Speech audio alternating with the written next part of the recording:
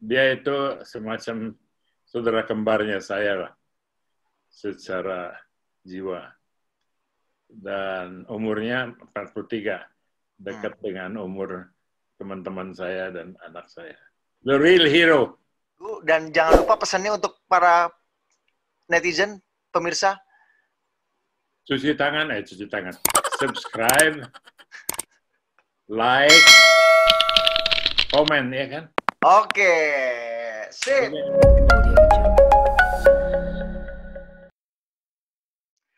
Halo para penggemar Perspektif Wimar dimanapun Anda berada. Sekarang sudah masuk bulan September.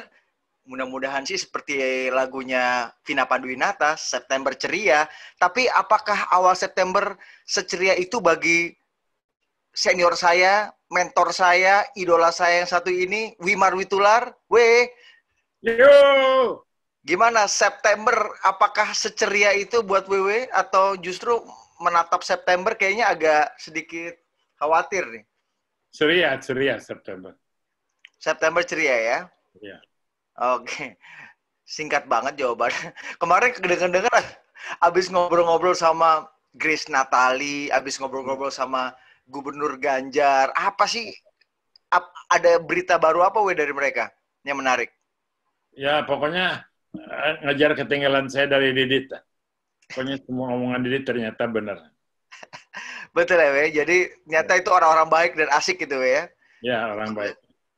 Oke. Ada satu lagi, belum saya wawancara, calon presiden yang saat ini merupakan pilihan saya. Siapa, We? Giring Ganesha. Oh, jadi Wewe udah udah punya calon dan udah declare bahwa mengidolakan atau mendukung Giring. Kenapa, We? Ya, daripada yang lain. Jadi Giring Wewe dukung karena memang calon lainnya kurang bagus atau memang Giring yang bagus? Karena dia calon dari Grace Natali. Oh, gitu ya. Sangat personalize ya. Nggak perlu pendalaman, nggak perlu riset. Yang penting kalau orang baik yang mengusulkan, pasti dia baik juga gitu, ya? Orang baik, Dit. Oke, sama seperti Wewe mendukung saya, karena Wewe orang baik, ya berarti saya yang didukung juga, disupport Saya juga dukung orang baik. kamu udah 20 tahun, tapi kali tinggal setengah tahun lagi nih. Oke, We, kita yang tadi sudah 20 tahun, ini sudah kabarnya sih sudah puluhan tahun, We. Kondisinya memanas dan beberapa waktu lalu sempat terjadi gesekan yang luar biasa sampai Polsek di Ciracas itu dibakar, diserang oleh oknum TNI. Ini katanya dari kabar hoax, kemudian kelompok atau beberapa rombongan oknum TNI menyerang Polsek Ciracas sampai membakar, We. Komentarnya, We? Rada ngeri ya kalau harus komentarin TNI, polisi. Kecuali kalau Didit punya info dalam. Sebetulnya kenapa itu dibakar itu? Itu karena ada gosip, kabarnya ada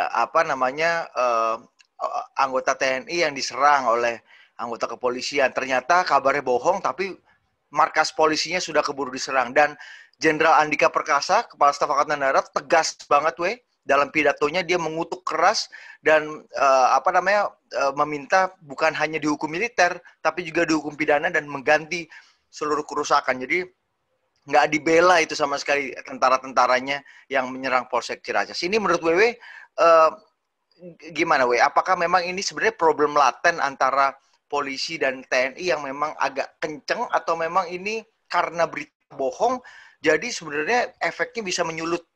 Ini jadi sisi lain dari kebusukan berita bohong gitu, We. Dasar persoalannya memang masalah laten, tapi memang suburnya isu ini sekarang karena memang ada suasana hoax dan teknologi sosial media yang mempercepat penyebarannya. Jadi situasinya tidak bagus sekarang ini. Oke, jadi memang ini problem laten sebenarnya, tapi memang didorong oleh hoax yang merajalela, We, ya. Nah, menurut WW ke depannya nih, dari perspektif Wimar, supaya kondisi polisi dan TNI ke depannya, ini kan kalau kita lihat banyak billboard di Jakarta, meskipun WW udah 5 bulan nggak keluar rumah, tapi di Jakarta tuh banyak sekali Kapolri dan Panglima TNI itu dalam satu billboard atau videotron bersama, mereka bareng-bareng akrab banget di level elit gitu. Tapi kok di bawah ini kesannya kok masih kayak gini gitu. Gimana ke depannya saran WW? Nggak tahu, Dit. susah pertanyaannya. Oke, mungkin di topik yang kedua ini WW lebih punya pendapat karena ini jujur aja ya, apakah sama memprihatinkannya atau lebih memprihatinkan dari berita yang pertama tadi? Ini dia, ini hero-hero kita 100 dokter sudah meninggal akibat COVID-19. Ini sangat memprihatinkan, juga memprihatinkan karena mungkin tidak semua orang sadar bahwa sekian banyak korban dokter-dokter itu. Bahkan ada beberapa dokter yang saya kenal di situ, yang saya tahu. Dan sampai 100 itu memprihatinkan. Sebetulnya kalau mau cari isu politik melawan presiden, lebih mending isu COVID ini daripada isu-isu lain. Karena COVID ini jelas kalau dia terus berkobar gini, ini kesalahan manajemen dari pemerintah pusat. Kan Presiden Jokowi sering bilang kita harus gas, harus rem. Ya kalau gas itu ya berarti intinya ekonomi dibuka, relaksasi. Tapi rem itu ketika memang misalnya harus dibutuhkan rem, ya harus diperketat lagi. Menurut Wewe gimana, Weh? Menurut saya ekonomi tidak perlu dikaitkan dengan COVID ya. Karena ekonomi itu adalah yang terakhir yang akan menyesuaikan diri. Juga tidak begitu penting ekonomi itu dibanding dengan nyawa orang. Apakah orang itu dokter atau apa ya, tapi nyawa manusia itu paling penting. Jadi itu yang harus diprioritaskan. Oke, Wei, kalau ada pertanyaan gini, ini kan sudah pandemi sudah bulan kesekian gitu, udah hampir setengah tahun lah kita terkurung dalam situasi pandemi. Bukannya harusnya ketika negara-negara lain sudah mulai bisa relaksasi segala macam, bahkan di Wuhan kita lihat minggu lalu kita bahas, mereka udah party-party di kolam renang gitu kan untuk nunjukin bahwa kita fine gitu. Dengan meninggalnya 100 dokter ini gejala apa yang WW lihat dari penanganan COVID, dari kondisi COVID di Indonesia? Saya nggak tahu gejala itunya, tapi jelas dari segi PR-nya, dari segi publikasinya, seharusnya tidak ada berita seperti itu. Tidak ada pemberitaan yang seperti itu, karena itu sangat memalukan pemerintah gitu. Nah, terus kenapa seperti ini? Negara lain juga ada yang seperti ini, ada yang tidak. Jadi macam-macam kondisi. Swedia sekarang waktu itu dicerca habis karena urusan herd immunity-nya tidak berhasil. Tapi sekarang sudah seminggu nggak ada yang meninggal, itu dipuji-puji. Tapi bisa mendadak muncul gitu. Iya. Jadi COVID itu belum diketahui pola keberhasilannya. Jangan mentang-mentang misalnya Jakarta kelihatan aman, lalu Didit bolak-balik goes gitu ya. Nggak bisa itu. Keamanan itu hanya terjadi kalau secara ilmiah bisa dibuktikan.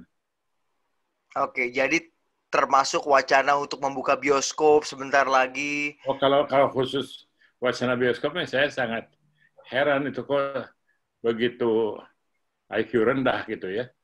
Justru bioskop itu adalah fasilitas terakhir yang boleh dibuka ya.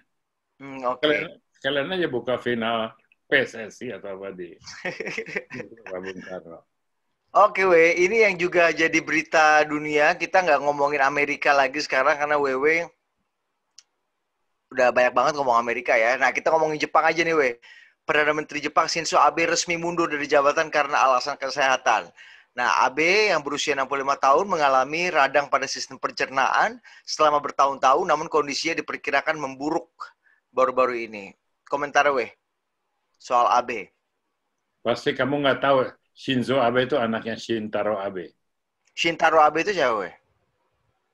Perdana Menteri Jepang yang dikenal oleh semua pengamat luar negeri. Oh gitu. Jadi Ya. generasi kedua AB ya weh ya? Ya, jadi mungkin dia pikir ya udah capek lah keluarga gua Perdana Menteri dulu. Ya, jadi dia berhenti. Bagus lah. Setiap orang yang mendahulukan kesehatan di atas hal lain itu saya salut. Jadi, tapi secara geopolitik jadi repot juga.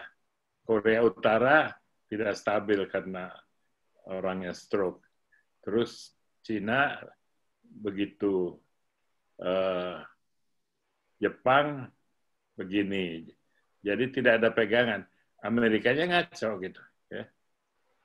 Jadi kembali pada Shinzo Abe, saya kira tepat sekali dia mengundurkan diri, apalagi sistem kaderisasinya cukup kuat. Jepang sudah ada calon-calon dan ada prosedur untuk menggantinya.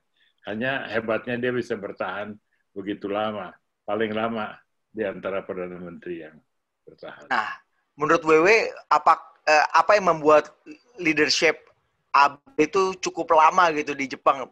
Dulu kan pergantian Perdana Menteri Jepang itu kan cepat sekali gitu ya. Maksudnya secara gradual itu terjadi. Tapi AB itu cukup lama, weh. Sempat naik, kemudian break sebentar, habis itu naik lagi gitu. Apa istimewanya leadership-nya AB menurut WW?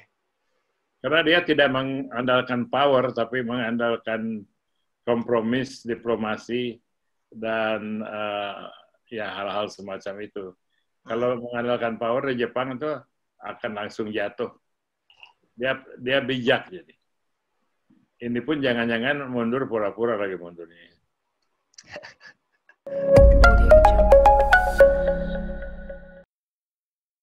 Kita akan komentari 3 orang, weh, seperti biasa pada hari ini. Apakah orang ini bijak juga dalam menggunakan power atau kompromistis juga? Silakan WW komentari orang yang berikut ini.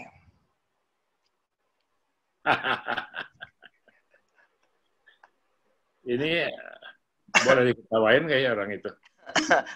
Terserah WW. Karena beliau katanya mau bikin partai baru, weh, untuk menyaingi PAN. Namanya PAN Reformasi. Waduh. Ya, dia sering muncul dalam Gus Dur. Gimana, weh? Masih ingat gak salah satunya? Barangkali Didit lebih ingat ya. Oh, saya ingat. Orang bilang, Gus Dur kok nggak khawatir digulingkan orang? Buat apa repot? Saya juga nggak banyak usahanya kok jadi gubernur gitu ya. Semua itu kebetulan aja. Jadi presiden pun nggak pakai modal. Modalnya cuma dengkul kan. Terus dengkul Amin Rais. Kan? Jadi Gus Dur jadi presiden nggak pakai modal, tapi modalnya modal dengkul aja. Itu pun dengkulnya Amin Rais gitu ya. Lucu dia bilang. Iya. Jadi terlalu capek ngomentari Amin Rais ya. Kita kalau gitu 3 kata aja untuk Amin Rais deh. Kita ada rasio antara lucu dan bahaya. Jadi kalau rasionya tuh lucunya sekian, bahayanya gede, ya nggak usah lah. Saya nggak mau mundur kayak Shinzo Abe. Tapi nggak apa-apa, weh, kan kalau jok-jok kayak gitu kan salahin aja Gus Dur, weh. Kan itu joknya Gus Dur. Kalau bisa quote Gus Dur, ya. 3 kata, weh, untuk Amin Rais. Mau komentar nggak? Oh, 3 kata? Ya. Nggak bosen-bosen.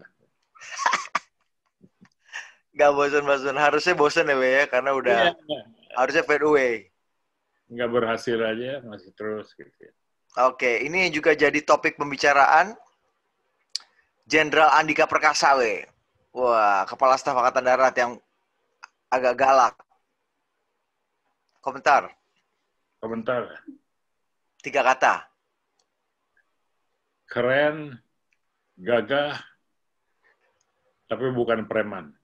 Aman sekali. Sangat aman Pak Wimar komentarnya. Yang terakhir, selain kita kehilangan 100 dokter sampai sehari ini, yang kita berduka juga idolanya WW nih, Black Panther meninggal dunia. Saya sedih sekali, sebab dia itu semacam saudara kembarnya saya lah, secara jiwa. Dan umurnya 43, dekat dengan umur teman-teman saya dan anak saya. 43, Dek. Lo berapa? 38? 32 saya, 33. Oh, muda sekali ya. Iya. Oke, 3 kata untuk beliau. The real hero. The real hero. Oke. Itu tadi perspektif Wimar minggu ini. Kita sudah komentari 3 topik hangat minggu ini, dan kita juga sudah komentari 3 kata untuk 3 orang yang menjadi topik perbincangan selama minggu ini. Terima kasih WW udah mau ngobrol-ngobrol lagi di akhir minggu, dan jangan lupa pesannya untuk para netizen. Jangan lupa cuci tangan, distancing, dan apa lagi, Dit? Nggak boleh nonton bioskop dulu ya. Jangan goes. Jangan. Oke, terima kasih. Sampai jumpa minggu depan.